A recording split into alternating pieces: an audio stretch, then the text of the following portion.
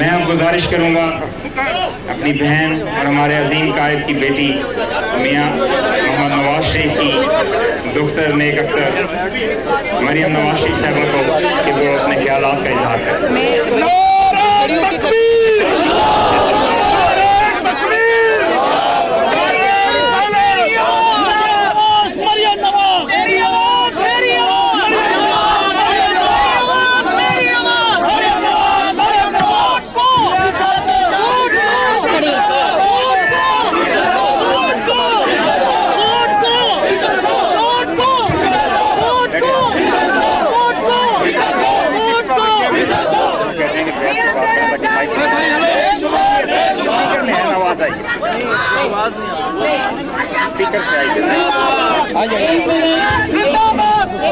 बात सुन ले। मैं आपसे कुछ बातें करना चाहती हूँ अपने दिल की।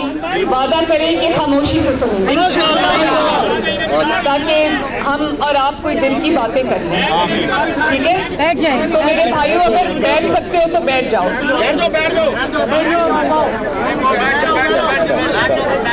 आपके माइक में ठीक आवाज आ रही है? मैं बैठ जाऊँ? चलिए मैं सॉरी। ये किसका है?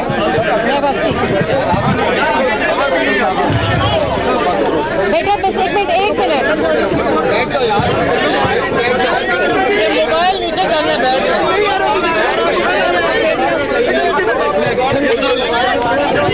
बिस्मिल्लाहिर्रहमानिर्रहीम। मेरे बहुत मोहतरम भाई बलीगुर रहमान साहब, राना सनाउल्लाह साहब और जितनी भी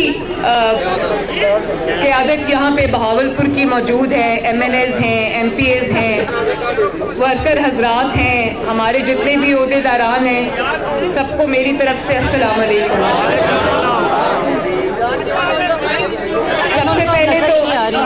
सबसे पहले तो मैं एक दफा फिर दिली अफसोस का इजहार करना चाहती हूँ। बहुत बड़ा सानिया गुजरा है मेरे भाई के साथ। उनकी ज़ौजा इस दुनिया से चली गई। उनका एक बहुत ही मासूम सा बेटा फसीउर रहमान इस दुनिया से चला गया। औलाद का दुख अल्लाह ताला कभी किसी के माँ बाप को ना दुखाए और अल्लाह ताला जो मरहूमीन है अल्लाह ताला उनको जन्नतुल फिरदौस में आला मकाम अता फरमाए, उनकी बख्शिश फरमाए और बलीगुर रहमान साहब को और उनके सारे ख़ानदान के अफराद को अल्लाह ताला सब्र जमील अता फरमाए और सब की औलादों को अल्लाह ताला हर गम से हर मुसीबत से महफूज रखे। मैं यहाँ पर अपने भाई के पास तो आई हूँ, ये मेरे भाई हैं, मैं इनको भाई कह के बुलाती हूँ, लेकिन मैं यहाँ आज मियाँ साहब की नुमाइंदगी भी कर रही हूँ। मियाँ साहब अगर खुद आ सकते होते तो वो ज़रूर आते। जितना वो मैंने उनको रंजीदा देखा इस सानहे के ऊपर, उन्होंने बलीग भाई को फ़ोन किया। अभी ये जाए हादसा पे पहुँचे नहीं थे, लेकिन मियाँ साहब ने फ़ोन किया और वो उसके फ़ोन के बाद वो और ज़्यादा रंजीदा हो गए। उन्होंने कहा बलीग रो रहा था, मुझसे बर्दाश्त नहीं हुआ और उन्होंने मुझे जेल से खाने के साथ 2-3 पर्चियाँ लिख के भिजवाई कि बलीग को मेरी तरफ से ये कहना, बहावलपुर में मेरी तरफ से ये मैसेज देना कि मेरा दिल बलीग के साथ है। मेरा दिल जो है वो इस चीज़ पे बहुत गमज़दा है, अफसुर्दा है। अल्लाह ताला दरजात बुलंद फरमाए जो दुनिया से चले गए हैं। तो दूसरा मेरा ख्याल है कि अभी एक बहुत बड़ा सानहा और भी हुआ है जो कमरुज़्ज़मान कायरा साहब का बहुत यंग बेटा, जिस तरह से वो जितने बुरे हादसे में उसका इंतकाल हुआ है, उस पर भी हम सब का दिल बहुत रंजीदा है। बहुत अफसोस है मुझे, क्योंकि जो वालिदैन हैं जिनकी औलाद है वो ये समझ सकते हैं कि औलाद का दुख क्या होता है। और जो बच्चा है उसामा, शायद उसका नाम है, उसामा के साथ उसका एक दोस्त, बहुत खूबसूरत सा मासूम सा बच्चा था, उसकी भी डेथ हो गई। मैं उसके वालिदैन को नहीं जानती, मैं उसामा को नहीं जानती, लेकिन हम उनसे भी दिली हमदर्दी का इजहार करते हैं और उनके दर्जात की बुलंदी का और बख्शिश का भी के लिए भी दुआ करते हैं।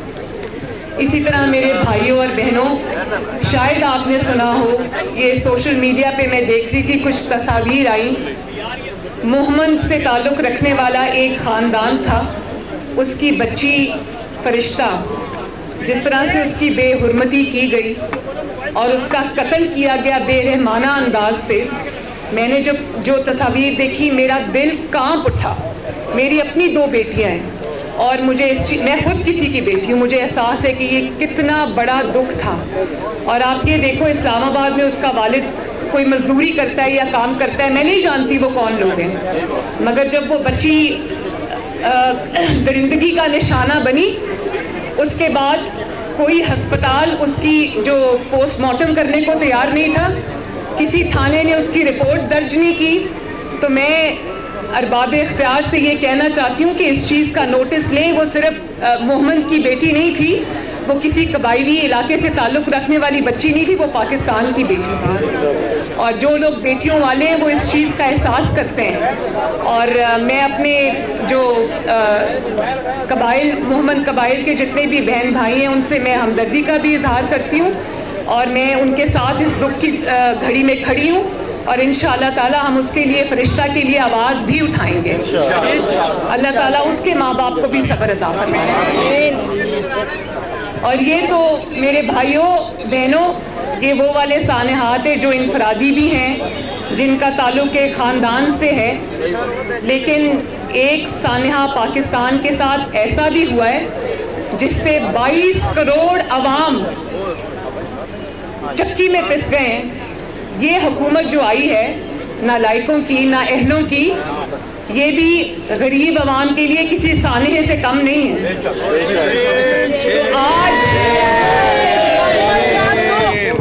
तो आज अगर इस सानहे का जिक्र ना किया जाए, हमारे मुल्क के साथ जो सानहा गुजर रहा है उसका जिक्र ना किया जाए तो ज्यादती होगी। मुझे बताएं, मेरे बहन भाई यहाँ पर खड़े हैं, रोज सुबह जब उठते हैं तो क्या खबर सुनते हैं?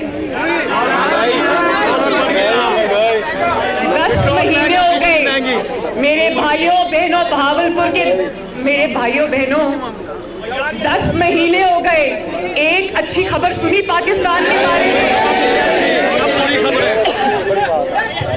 रोज सुबह जब उठते हैं तो देखते हैं जी आज बिजली महंगी हो गई, आज गैस महंगी हो गई, आज चीनी महंगी हो गई। ये लीमू क्या चीज होते हैं? लीमू गरीब जो है ना, रोजों में पहले लीमू और चीनी डाल के वो स्कंजबीन बनाया करता था। 50 रुपए किलो भी लीमू की बड़ी कीमत होती थी, आज 400 रुपए किलो है लीमू। 400 500 रुपए किलो है भावलपुर में।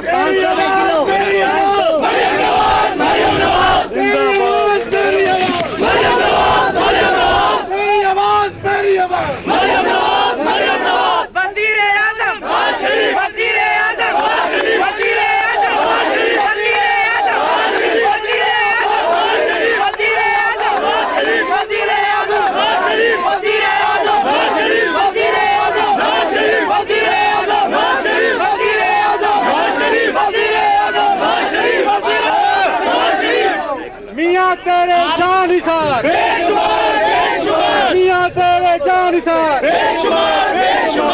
और आप जानते हैं जब बिजली का और गैस का बिल आता है, गैस की कीमतों में पिछले चंद माह में 140% इजाफा हुआ है। बिजली की कीमतें देखो कहां से कहां पहुंच गई हैं। मुझे एक औरत मिली, भाइयों जरा सुने, मुझे एक औरत मिली, गरीब औरत थी। उसने कहा मैं कपड़े धोती हूँ लोगों के घरों में, 20,000 रुपया कमा लेती हूँ मुख्तलिफ घरों में कपड़े धो के। कहने लगी कि मेरा बिल जो है इस दफा बिजली का वो 25,000 रुपया आया। 20,000 उसकी तनख्वाह है, एक कमरा है, पंखा है शायद और कोई 2-3 लाइट्स होंगी। कहती है कि मुझे 25,000 रुपया बिल आया है, तो बाजी हम बिल दें, खाना खाएं, दवाइयाँ खरीदें, बच्चों की फीसें दें या क्या करें? तो गरीब जिस चक्की में पिस रहा है, मुझे मियाँ साहब ने, जब भी मैं मियाँ साहब को मिलने जाती हूँ जेल में, तो उन्होंने आज तक, या पार्टी के जितने अफराद हैं वो इस बात की गवाही देंगे कि आज तक मियाँ साहब ने नहीं कहा कि मेरे लिए आवाज उठाओ या मुझे जेल से बाहर निकलने के लिए, मेरी आजादी के लिए या मेरी रिहाई के लिए आवाज उठाओ। एक बार नहीं कहा। अगर कहा तो ये कहा, मुझे कहा कि लोगों के दुख दर्द में जाके शामिल हो।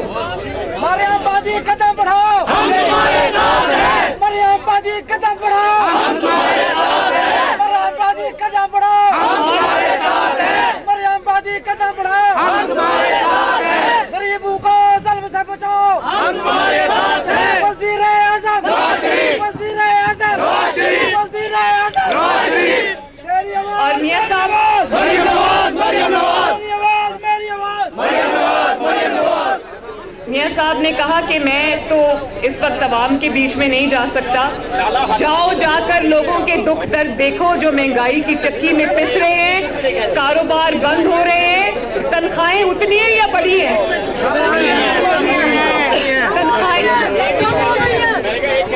तनख्वाहें कम हो गई हैं और खर्चे डबल हो गए हैं घरों के।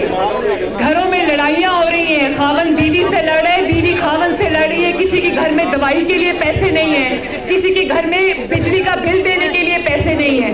मैं एक दुकान की तस्वीर मैंने देखी, दुकान के ऊपर एक बड़ा सा बैनर लगा हुआ था, उसमें लिखा हुआ था कि दवाइयों की कीमतों में हालिया इजाफे के बाद यहाँ पे दवाइयाँ, चीजें गिरवी रख के भी दी जाएंगी।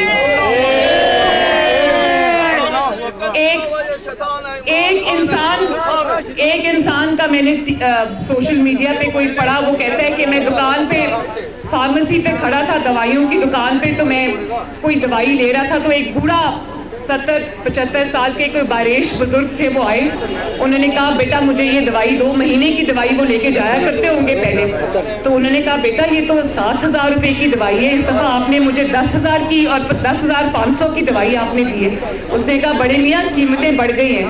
कहते बेटा कुछ रहम करो, मेरा बेटा मेरा खर्चा उठाता है, मैं किस मुंह से जाके उसके आगे हाथ फैलाऊं कि मेरी दवाइयों की कीमत बढ़ गई है तो मेरी जो महीना का वजीफा मुझे मिलता है वो ज्यादा कर दो। बेटा मैं अपने बेटे के आगे हाथ नहीं फैला सकता, तुम ही कुछ कम कर दो कीमत। तो ये जो मुश्किलात हैं, जब से मियाँ साहब को बंद किया और फिर डॉलर की कीमत देख रहे हो ना, ये जो नालायक के आजम है, इसको मैं वजीर आजम नहीं कहती।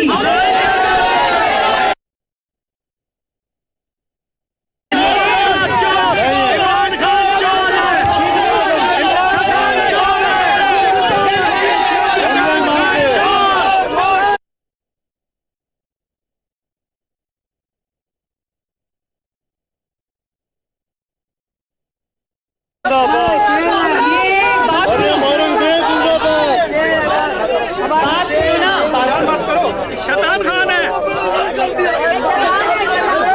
ये, वोट चोर वजीर आजम है, वोट चोरी करके आया, चोर दरवाजे से आया, और आज देखे ना जरा एक इफ्तारी क्या हो जाती है ऑपोजिशन की, इनकी टांगे कांपने लग जाती है।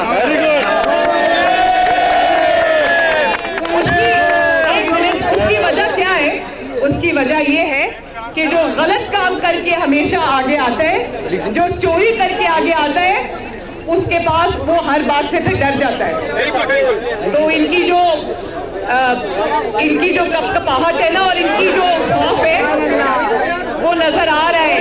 देखो, और ऊपर से परफॉर्मेंस क्या है। कभी कहता था कि मैं कभी किसी के आगे हाथ नहीं फैलाऊंगा, कहता था या नहीं कहता था? नालायक के आजम कहता था ना, मैं किसी के आगे हाथ नहीं फैलाऊंगा, मैं हाथ नहीं फैलाऊंगा, खुदकुशी करूंगा।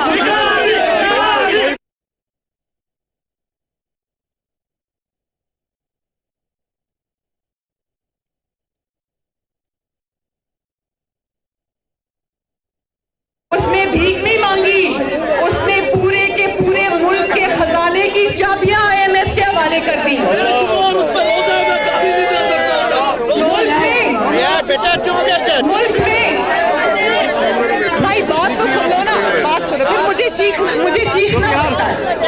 मुल्क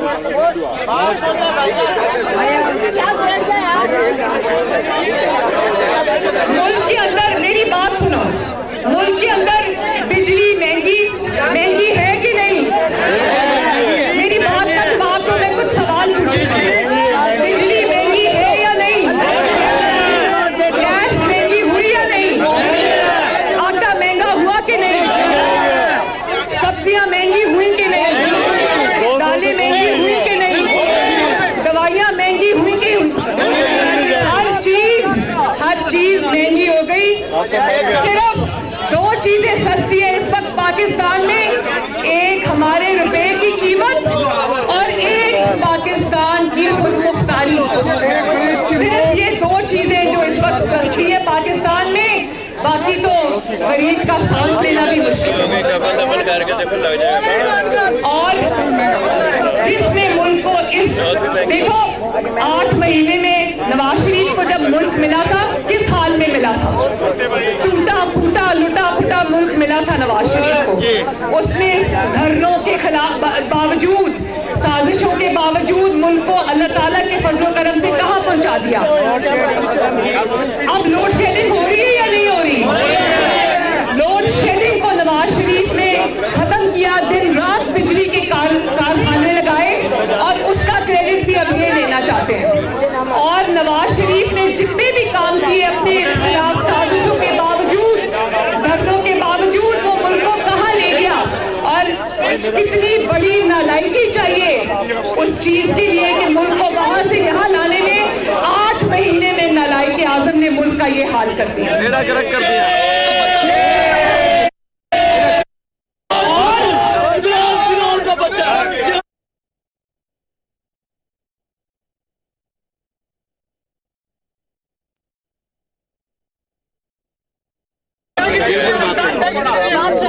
लोग कहते हैं ना कि इसकी हुकूमत गिरानी चाहिए, लोग कहते हैं ना इसकी हुकूमत गिरानी चाहिए।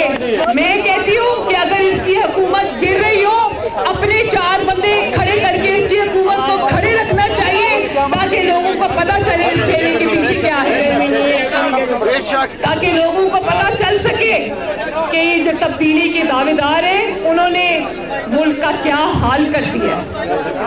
तो इन्होंने जो बुलंदोबाग दावे किए थे ना, आज इनको उस चीज को फेस करना चाहिए। मैं चाहती हूँ कि यहाँ पर इक़्तिदार में अभी कुछ महीने और रहे, लोग इनके जो चेहरों पे से पर्दे उतर रहे हैं वो पूरी तरह उतर जाए, लोग इनके भयानक चेहरे देख लें और लोग देख लें कि जब वोट को इज्जत नहीं मिलती, जब वोट चुराकर जबरदस्ती के हुक्मरान कभी मुसल्लत किए जाते आवाम के ऊपर, जो आवाम के नुमाइंदे नहीं होते, तो फिर मुल्क का ये हाल है। मेरी आवाज, मेरी आवाज, मेरी आवाज, मेरी आवाज, मेरी आवाज, मेरी आवाज, मेरी आवाज, मेरी आवाज, और ये जो तरक्की के दरवाजे पाकिस्तान पे बंद हो गए हैं ना, ये जो दहशतगर्दी फिर से वापस आ रही है, महंगाई फिर से वापस आ रही है, जो दूसरे मुल्क में आप तमाशा बन रहे हैं, हमारा जो नालायक आजम है वो मुल्क के दूसरे मुल्कों के दौरे करने नहीं जाता, वो पैसे मांगने जाता है। वो पैसे मांगने जाता है बाहर।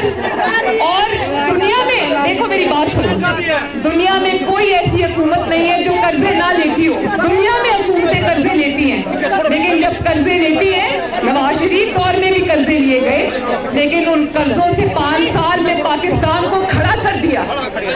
10,000 किलोमीटर मोटरवे बन गई, सड़कें बन गई, इतने बड़े बड़े कारखाने लग गए बिजली के, उसके अलावा महंगाई कंट्रोल की,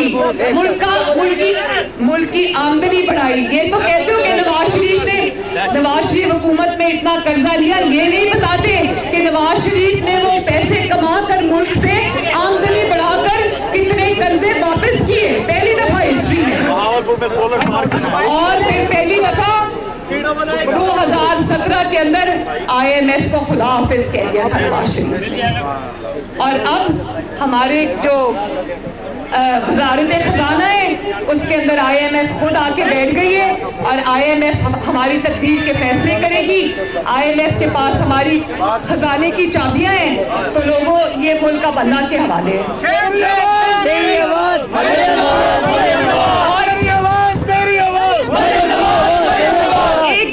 एक बात मैं मियां साहब के हुक्म के मुताबिक मैं अपने अवाम के साथ खड़ी हूँ, उनके इंशाअल्लाह उनके दुख दर्द में शरीक होंगी, उनकी आवाज बनूंगी और ये मुल्क पे जो तरक्की के दरवाजे बंद कर दिए गए हैं ना, खुशखबरियों के दरवाजे बंद कर दिए गए हैं, इंशाअल्लाह ये दरवाजे खुलेंगे। ये दरवाजे खुलेंगे उस दिन कोर्ट लखपत जेल का दरवाजा टूटेगा, जेल का बॉर्डर टूटेगा, जेल का बॉर्डर टूटेगा।